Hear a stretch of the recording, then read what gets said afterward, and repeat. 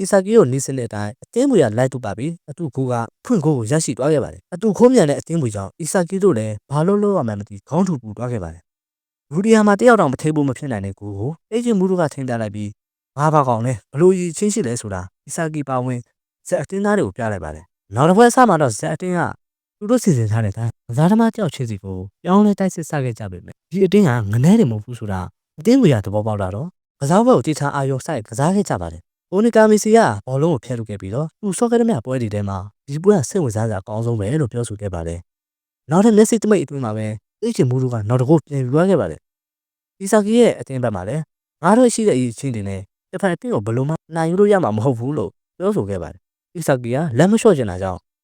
ခုမှပွဲပဲရှိသေးတယ်။အမလျှော့တင်တယ်လို့အတင်းသားတွေကိုပြောဆိုခဲ့လိုက်ပါတယ်။တစ်ဖက်အတင်းရဲ့အဓိကကစားသမားတွေဖြစ်တယ်။မှန်ကြောင်းအပြာကောင်အစ်ချင်မူတို့ကိုအဓိကထားလူကက်ခဲ့လိုက်ပြီးလူတယောက်ဘက်ကိုပြန်ဆခဲ့ပါတယ်။ပြန်ပဲအတင်းကသူတို့ကိုမိခုနေတယ်ဆိုတာဒီတော့တာကြောင့်ဇက်အတင်းသားတွေကလည်းအဲ့စစ်ကိုအစင်းနဲ့ကခံစစ်ကိုရသတော့ကာဝယ်ရကြပါတယ်။ပြင်းမြန်ပါတယ်ဆိုတဲ့မှန်ကြောင်ခေါင်းနေရအတိခတ်ထားကဘောလုံးမြောက်အောင်လုပ်ခဲ့ပြီးတော့ဂိုးတွင်းဖို့စောင့်နေတဲ့ခေါင်းမြောက်ကိုလည်းနောက်တန်းကစားသမားတွေအတိခတ်ထားခဲ့ပါတယ်။သူတို့မတိသေးတာကမှန်ကြောင်အဝိကစ်တဲ့တယ်ဆိုတာပါပဲ။အပြာကောင်ကိုအကုန်ကတ်ထားတာကဇက်အတင်းအတွက်အမှားဖြစ်ပြီးမှန်ကြောင်ကတော့အဝိကစ်နဲ့တတိယဟိုးကိုရရှိသွားပြီးအီဆာကီအတင်းကတော့အတင်းဝင်နဲ့ကဲရမအောင်တော့ကြောက်လန့်နေခဲ့ပါတယ်။ဒီကနေကြည့်နေတဲ့ခွေးတောင်းသားကဇက်အတင်းရှုံးတော့မှာကိုပျော်ပျော်ကြီးကြည့်နေခဲ့ပြီးတော့ရှုံးသွားခဲ့ရင်တောင်သူကနောက်တစ်ဆင့်ကိုတက်သွားမှာပဲလို့ပြောခဲ့လိုက်ပါတယ်။နောက်ပွဲစားမှာတော့အီဆာကီတယောက်ကြောက်နေခဲ့ပြီးတော့ဘာရှိတာကစိတ်ဝင်စားစရာကောင်းမှာပဲလို့ပြောလိုက်ပါတယ်။ရှုံးနေပါတယ်ဆိုမှဒီစကားတွေပြောရလားဆိုပြီးတော့အီဆာကီကဘာရှိတာကိုနားမလည်ဖြစ်နေခဲ့ပါတယ်။ဘောလုံးမြောက်ပွဲကစိတ်ဝင်စားစရာကောင်းပြီးကိုယ့်ရဲ့အရေးချင်းတွေကိုထော်တော်ရမှာဖြစ်တာကြောင့်ရှုံးနေရင်လည်းပျော်စရာကောင်းမှာပဲလို့ဘာရှိတာပြောလိုက်ပါတယ်။သူအမြင်ပြောနေကြဖြစ်တဲ့ခန္ဓာကိုယ်ရဲ့မကောင်းဆိုးဝါးကိုအသုံးချပြီးရှင်ပြန်ဖို့ခက်ခဲပါတယ်ဆိုတဲ့တစ်ဖက်တင်းကိုလည်းသူ့ရဲ့အလက်ခေါင်းစကီနဲ့ဂိမ်းပွဲကိုပြန်စတင်ခဲ့ပါတယ်။ရိုးရဲမပြောမဆိုနဲ့ထားလို့လာတဲ့သူ့ကိုအတင်းသားတွေကငိတ်ကြည့်နေခဲ့ပြီးတော့တယောက်ထဲအားနဲ့အလင်ခေါက်လုပ်ပြီးတစ်ဖက်အတင်းကိုလှလှပပခြေပါကိုတွင်းလိုက်ပါတယ်။ဘာရှိလာရဲ့လောက်ရက်ကိုမြင်သွားတဲ့အီဆာကီကလည်းသူတို့ခုဖြစ်နေတဲ့အဖြစ်ကိုရှာတွေ့သွားရပါတယ်။နောက်ဆုံးပွဲကိုကြောက်ရွံ့မှုတွေနဲ့မကစားပဲငါတို့ဘာကောင်လဲဆိုတာပြသဖို့လိုတယ်ဆိုတာပြောလိုက်ပါတယ်။အတင်းဆက်ကလည်းသူတို့လုံနိုင်တာထက်ပိုလုပ်ခဲ့ကြပါတယ်။ခံစစ်ကကစားသမားတွေကိုလည်းအီဆာကီကပြောင်းလဲခဲ့ပြီးခန္ဓာကိုယ်ကြက်ခိုင်တဲ့ရာအီချာကအပြာကောင်ကိုအတေကတ်ထားဖို့အီဆာကီကပြောဆိုခဲ့လိုက်ပါတယ်။အမှန်ဆိုသူကတိုက်စစ်မှာကစားရမှာဖြစ်ပြီးအတင်းရောင်းဆောင်ကတောင်းဆိုတာကြောင့်လှိုက်လို့ပြီးခဲ့လိုက်ပြီးအပြာကောင်ကိုအလွတ်မပေးပဲအတေကတ်ထားခဲ့လိုက်ပါတယ်။ငါတို့တိမ်မှာအနိုင်ပေးမယ်လို့အော်ဟစ်ခဲ့လိုက်ပြီးအတင်းဆက်ရဲ့မကောင်းဆိုးဝါးနိုးထလာပြီလို့ဘာချီလာကပြောဆိုခဲ့ပါတယ်။ဝိကစ်ကောင်းတဲ့ကူနီကာမီကပြေးဆွဲလာခဲ့ပြီးဂိုးကိုမြင်တော့ကန်တစ်မကန်တစ်စဉ်းစားနေခဲ့ပြီးနောက်ကနေအီဆာကီကစဉ်းစားမနေပဲကန်ထဲဖို့ပြောလိုက်ကအကြီးစိတ်ကက်သွားပြီးတစ်ဖက်ဂိုးကိုအားနဲ့ကန်ထဲလိုက်ပါတယ်ဒီလိုနဲ့ကူနီကာမီကဇက်အတင်းသားတွေကဒုတိယခြေပါဂိုးကိုရရှိသွားခဲ့ပြီ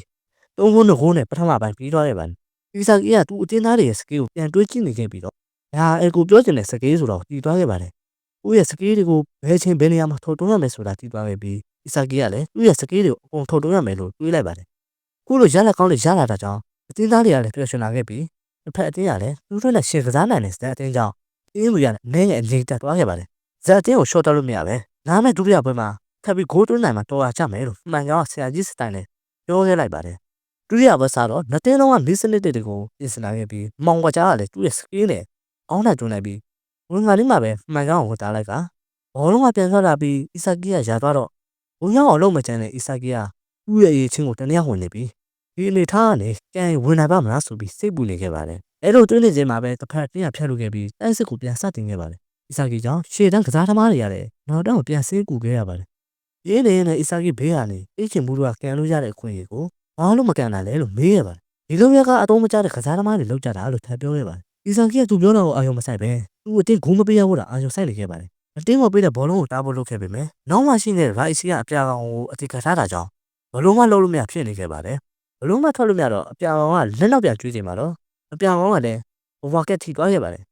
်ရလာတဲ့ပြည်နယ်ဘောကိုကောင်းကောင်းလုံးချပြီးအီဆာကီတို့ကလည်းတန်တဲ့တိုက်စစ်စခဲ့ပါတယ်အပြင်းမြန်လာတဲ့ဆိုတဲ့ခေါင်းတွေနဲ့မှန်ချောင်းကလည်းထိလိုက်တွေ့ပြီးမှန်ချောင်းအပြင်းမြန်တာကအလုံးစုံ9မိနစ်ပဲပြေးနိုင်တာကိုခေါင်းတွေကတိနေရကြောင်းဘယ်သူမှမပြေးပဲပြုံးမမရှိတဲ့ဘက်ကိုကန်ခဲ့လိုက်ပြီးမှန်ချောင်းကတွားယူဖို့လုပ်ခဲ့ပေမဲ့တာထွက်မြန်တဲ့မှန်ချောင်းကိုခေါင်းတွေကအမိလိုက်ကကြော်တက်သွားခဲ့ပါတယ်ဝါချိန်ပြီးဖို့နိုင်ဝက်လိုတေးတာကြောင့်ခေါင်းတွေကညံရှိရှိအတုံးချပြီးနောက်တန်းကစားသမားတွေကိုဖျက်ကျော်ကတတိယဂိုးကိုရရှိသွားခဲ့ပြီးအပြတ်တက်ရှုံးနေတာကနေခုလိုတေးကြအောင်ခေါင်းတွေကဆက်တင်နိုင်အတွက်လှုပ်ပေးလိုက်ပါတယ်။ဘုံပြအနိုင်ရနေတဲ့အခြေအနေကိုတိစမောက်ကောင်ဆန်ရှင်းကမယုံကြည်နိုင်ဖြစ်နေခဲ့ပါတယ်။ဇေယောက်17ယောက်ချင်းနေတောင်ဒီလိုလုပ်ပြနေတော့အမှန်တကယ်ပဲအတင်းမွေကိုအနိုင်ယူတော့မှာလားလို့စိတ်ပူနေခဲ့ပါတယ်။ အမှန်တော့စမ်းရှင်းမှလည်းဝမ်းနည်းစရာအတိတ်တစ်ခုရှိခဲ့ပူပါလေအထက်နဲ့ကျောင်းမှာတော့ငငယ်ချင်းတွေနဲ့အပျော်တမ်းဘောလုံးကန်ရင်သူဟာအမှန်တကယ်ဘောလုံးကန်တော့ဝါနာပါတော့ခဲ့ပါတယ်နိုင်ငံကိုစားပြုထိပါရီမန်းချက်ကြီးကြီးနဲ့ကစားခဲ့ပြီးငငယ်ချင်းတွေနဲ့တူ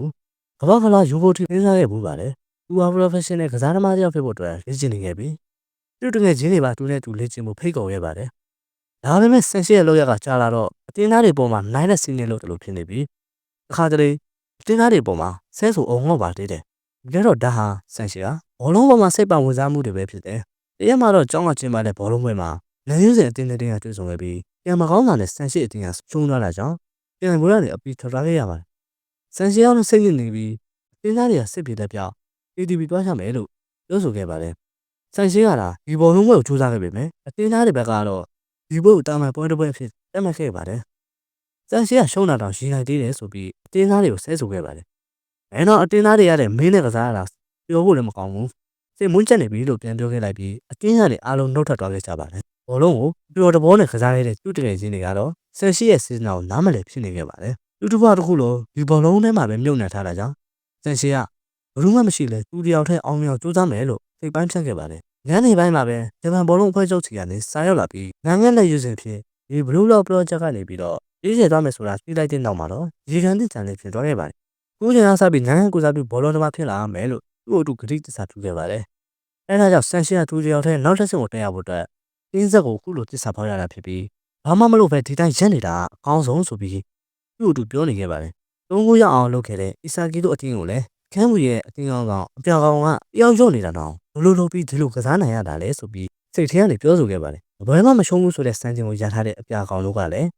းစိတ်ထဲကနေကြောက်စိတ်တွေပေါ်လာပြီးသူတို့ဘယ်တော့ပဲစူးစမ်းနေပါစေအီဆာကီတို့ရဲ့နီးစနစ်တွေကိုမကျော်လွှားနိုင်ခဲ့ပါဘူးတစ်ဖက်မှာလည်းမှန်ကြောင်တို့ကလူအတေကထားတာဖြစ်ပြီးသူကိုယ်တိုင်ကလည်းရာအချီရဲ့အရှိမပိတ်မိနေခဲ့ပါတယ်ဒီလိုနဲ့အပြာကောင်ကကြောက်စိတ်တွေပေါ်ထုတ်လာပြီးသူ့အတူအတုံးမကျတဲ့သူလို့ထင်နေခဲ့ပါတယ်ချုံးဝါဆော့ပြီးတွေးပြနေတဲ့အပြာကောင်ရဲ့မျက်နှာကိုသိချင်မှုကမြင်သွားခဲ့ပြီးဒီပွဲရဲ့ထိတ်ချုပ်သူကိုလွှဲပြောင်းယူခဲ့ပြီးအကျယ်တဲဖြစ်နေတဲ့အပြာကောင်စီကနေဘောလုံးကိုလူယူခဲ့ပြီးတော့အပြာကောင်ကိုချောက်လက်နေတဲ့အကြောက်တရားတွေကိုသူကကိုစားယူပေးဖို့အတွက်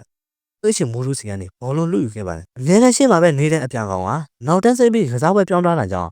အီဆာကီပါဝင်ကျန်အတင်းသားတွေကလည်းအံ့ဩသွားခဲ့ပါတယ်ငေါ့ကိုထဲနိုင်ထိကြစမ်းဆိုပြီးအီဆာကီတို့အတင်းကိုစိန်ခေါ်ခဲ့လိုက်ပါတယ်ရလာတဲ့ဘောလုံးတွေကိုလည်းမှန်ချောင်ကိုပေးခဲ့ပြီးတော့ရှင်းကိုတက်ပြေးသွားခဲ့ပါတယ်မှန်ချောင်တင်ပေးလိုက်တဲ့ဘောလုံးတွေကိုလည်းခေါင်းတွေကဂျောင်းနေဖြတ်လူပြီးပါစီဖို့အတွက်ထပ်မံကြိုးစားခဲ့ပေမယ့်ပါစီဖို့ကြိုးစားတဲ့ခေါင်းတွေကိုအလင်ခောက်လုပ်ပြီးဂိုးရီယာထိတ်ကိုလမ်းတင်ပေးလိုက်ပါတယ်မှန်ချောင်ရဲ့ချင်းအောင်ပြကွက်ကြောင့်တစ်ဖက်ကစားသမားတွေကလည်းကြောင်းသွားခဲ့ပြီးအဓိကကစားသမားဖြစ်တဲ့အိတ်ချင်မှုတို့ကိုကတ်ထားတာကိုမေ့နေခဲ့ပါတယ်အဲ့လိုလစ်ဟာသွားတဲ့အတင်းဆက်ရဲ့အခြေအနေကိုအခွင့်ကောင်းယူပြီးလင်းခုံးမြောက်ဂိုးကိုတွင်းလိုက်ပါတယ်အိတ်ချင်မှုတို့လည်းအဖြစ်ဖြစ်နဲ့ပွဲကိုစိတ်ဝင်စားလာခဲ့ပါတယ်ဘိုးရှုခံလိုက်ရတဲ့အီဆာကီတို့ဘက်ကလည်းထိတ်လန့်သွားခဲ့ပါတယ်အမှန်တကယ်တော့အီဆာကီတို့ဘက်ကစိတ်သက်ခွန်အားတွေနှိုးထလာတာမဟုတ်ပဲအိတ်ချင်မှုတို့ရဲ့မကောင်းဆိုးအားကိုနှိုးမိသွားတာပဲဖြစ်တယ်ဒီတိုင်းသာဆက်သွားရင်ပြရမယ်ဆိုတာသိနေခဲ့ပါတယ်အားလုံးကဘယ်လိုလုပ်ရမလဲဆိုပြီးတိုင်ပင်နေကြတော့ခန်းစစ်ကိုအစစ်ထက်မြင်ပြီးတော့ကောင်းတော်ပြန်လိုက်ကြအောင်လို့ခေါင်းတွေကအကြံပေးလိုက်ပါတယ်ဒီစကားကိုကြားလိုက်တဲ့ right ချီကလည်းအကုန်လုံးကိုဆက်ဆိုပြီးအကုန်တိုက်စစ်ကစားပြီးသူ့ကိုခန်းစစ်တယောက်တည်းထားရကောင်းလားလို့အော်ဟစ်ခဲ့ပါတယ်ခန်းစစ်စောက်ရအောင်အကုန်လုံးကနောက်တန်းကစားသမားတွေပါလို့လားလို့ထောက်ပြခဲ့ပါတယ်အားလုံးကလည်းတိုက်စစ်တွေဖြစ်တာကြောင့်ဂိုးရောက်ဖို့အားလုံးခေါ်ဆိုင်စူးစမ်းစမ်းပါလို့ right ချီကပြောဆိုခဲ့ပါသူပြောသလိုပဲ right ချီပါဝင်ကြံတင်းသားတွေကလည်းဘာမှမကြောက်တော့ပဲတစ်ဖက်အတင်းကိုတိုက်စစ်ဆင်ခဲ့ပါတယ်ဂိုးရောက်ဖို့တက်ဆိုတိကျတဲ့ဘောလုံးပေးမှုနဲ့ခန်းစစ်ကိုဖျက်ချော်နိုင်ဖို့ကအရေးကြီးရဲ့လို့အီဆာကီကစိတ်ထဲကနေတွေးနေခဲ့ပြီးခေါင်းနေတဲ့မန်ချောင်တို့ဘက်မှာလည်းအဝေးကိုရောက်နေတဲ့ဘောလုံးအပြန်ဆိုင်လိုက်လို့နေခဲ့ကြပါတယ်ခြေတန်းမှာရှိနေတဲ့အချင်မှုတို့ကနောက်တန်းကိုပြန်ဆင်းလာပြီးဘောလုံးကိုဖျက်ယူဖို့လုပ်ခဲ့ပါတယ်သူတို့အတင်းကိုဘလုံးမှဖျက်ယူလို့ရမှာမဟုတ်ဘူးလို့ပြောချိန်အချင်မှုတို့ကသူ့အပန်ရပြီလို့ထင်ထားတဲ့ဘောလုံးကိုအီဆာကီကလျှက်တဲ့ဘက်ရောက်လာကဘောလုံးကိုဖျက်ယူသွားခဲ့ပါတယ်အီဆာကီကသူ့ရဲ့ကြိုတိနိုင်ဆောင်ကိုတုံးပြီးတစ်ဖက်မှာလွတ်နေတဲ့မောင်ခွက်ချားစီကိုတင်ပေးလိုက်ပြီးအားလုံးတဲ့အရေးကြီးတဲ့ခိုးတွင်းပေးလိုက်ပါတယ်ဒါပေမဲ့အပြာကောင်ကနောက်တန်းကိုရောက်လာကတားလိုက်ပြီးငါတို့အတင်းကိုဒီတက်နိုင်ဖို့စိတ်မကူနဲ့လို့ပြောလိုက်ပါတယ်အချိန်ပြန်ကန်လာတဲ့ဘောလုံးစီကိုကူနီကာမီကအချိန်မီရောက်လာပြီးသူ့ရဲ့ရှေ့တမအားနဲ့ဂိုးတွေကိုပြန်ထည့်လိုက်ပါတယ်ဒီလိုနဲ့တစ်ဖက်၄ဂိုးစီတေးချသွားခဲ့ပါတယ်တစ်ဖက်မှာလည်းဆန်ရှန်အီဆာကီတို့ရဲ့အသေးလေးကျိုးစားမှုကိုမြင်ပြီးနောက်မှာတော့ဆန်ရှစ်စိတ်ထဲမှာလည်းတစ်ခုကိုခံစားနေလိုက်ရပါတယ်တကယ်တော့ဆန်ရှစ်ကဘောလုံးအမတ်တကယ်ယူတူပြီးပေါက်ပွဲရပြင်းတဲ့အတင်းဘော်တွေနဲ့တာကစားကျင်တာဖြစ်ပြီးသူ့ရဲ့တကယ်ခံစားချက်ကိုဘယ်သူမှမသိကြကြောင်းသူတယောက်တည်းသာရှင်တန်ဖို့အတွက်ဆုံးဖြတ်ခဲ့ပါတယ်အင်းမူရတဲ့၅ဂိုးမြောက်ကိုရယူဖို့အတွက်အဆစ်စားခဲ့ပြီးအီဆာကီတယောက်တည်းနောက်တန်းမှာရှိနေတာကြောင့်သိချင်မှုကိုတားဖို့ကြိုးစားခဲ့ပေမဲ့သူ့ရဲ့လောက်ရကအလွန်မြန်လွန်းတာကြောင့်ဘယ်သူမှမတားနိုင်ခဲ့ပါဘူး ဒီလိုနဲ့အီဆာကီပါဝင်တင်းသားတွေရတယ်ကိုးပြန်ပေးလိုက်ရတော့မှလားဆိုပြီးတွေးနေချိန်ဘေးကနေရက်ကြည့်နေတဲ့ဆန်ရှီကရုတ်တရက်ခွင်းထဲသို့ပြေးဝင်လာပြီးအဲ့ချင်းဘူးတို့ကိုတွန်းချလိုက်ပါတယ်ရုတ်တရက်ပြေးဝင်လာတဲ့ဆန်ရှီကြောင့်အတင်းသားတွေကလည်းကြောင်တောင်းနေကြပြီမယ်ပြန်ခေါင်းစာနဲ့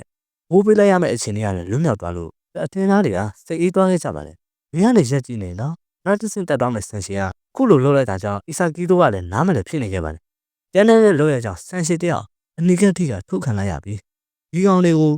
မှတ်လောက်သားလောက်ဖြစ်အောင်လုံးပြလိုက်စမ်းပါလို့ဆန်ရှီကပြောလိုက်ပါတယ်ဘာလို့ငါတို့ကိုကူညီပေးရလဲဆိုပြီးအီဆာကီတို့နားမလည်ဖြစ်ခဲ့ပေမဲ့ရောလင်းချက်တွေနဲ့ပြည့်နေတဲ့ဆန်ရှီရဲ့အကြည့်ကိုမြင်ပြီးငါတို့အကောင်းဆုံးဖြစ်အောင်လုပ်ပါမယ်လို့ကြိပေးလိုက်ကြပါတယ်ပြည်စံဘိုးကိုအပြာကောင်ကကမ်းမှာဖြစ်ပြီးမှန်ဆောင်နဲ့သိချင်မှုလူကိုလည်းအားလုံးကကတ်ထားခဲ့ကြပါတယ်ဘိုးတော်မဖြစ်တဲ့ကိုကူကလည်းဘလူးကိုပေးမလဲဆိုပြီးတွက်ချက်နေခဲ့ပြီးတော့ဒါဟာဒီကိုကောင်းစားမှာနောက်တစ်စိတ်တက်မှာဖြစ်တာကြောင့်သူဟာဘလူးကိုမှပေးမှာမဟုတ်ဘူးဆိုတာပြီးသွားခဲ့ပါတယ်ညာဘက်အပေါ်ကိုကန်တွန်းလိုက်ချိန်မှာတော့ကိုကူကတားနိုင်ခဲ့လိုက်ပြီးပြန်ထွက်လာတဲ့ဘောလုံးကိုမှန်ဆောင်ကကန်ခဲ့ပြီးလိုက်ချီကထပ်ပြီးပြန်တားဆီးလိုက်ပါတယ်ဒါပေမဲ့ဘောလုံးကတစ်ဖက်မှာရှိနေတဲ့အိတ်ချင်မှုလူစီကိုရောက်သွားခဲ့ပြီးဘိုးဘုံမှာပိတ်နေတဲ့ကစားသမားတွေကိုကြော်ပြီးပြင်းနေဘောနဲ့အသာလေးဂိုးတွေကိုတွင်းလိုက်ပါတယ်ဘုံကနေမှပဲမောင်ကွက်ကြားကအချိန်မီရောက်လာတာထက်ထုတ်ခဲ့လိုက်ပြီးကွင်းထဲမှာရှိနေတဲ့အီဆာကီကိုဘောလုံးကကွက်တိရောက်သွားခဲ့ပါတယ်ကွင်းထဲမှာရှိနေတဲ့ဆန်ရှိရတဲ့မင်းတို့ဘာကောင်လဲဆိုတာပြလိုက်ဆန်းဆိုပြီးပေါ်ပြောခဲ့ပါတယ်ဒီအချိန်ကိုစောင့်နေတာလို့အီဆာကီကစိတ်ထဲကနေပြောဆိုနေခဲ့ပါတယ်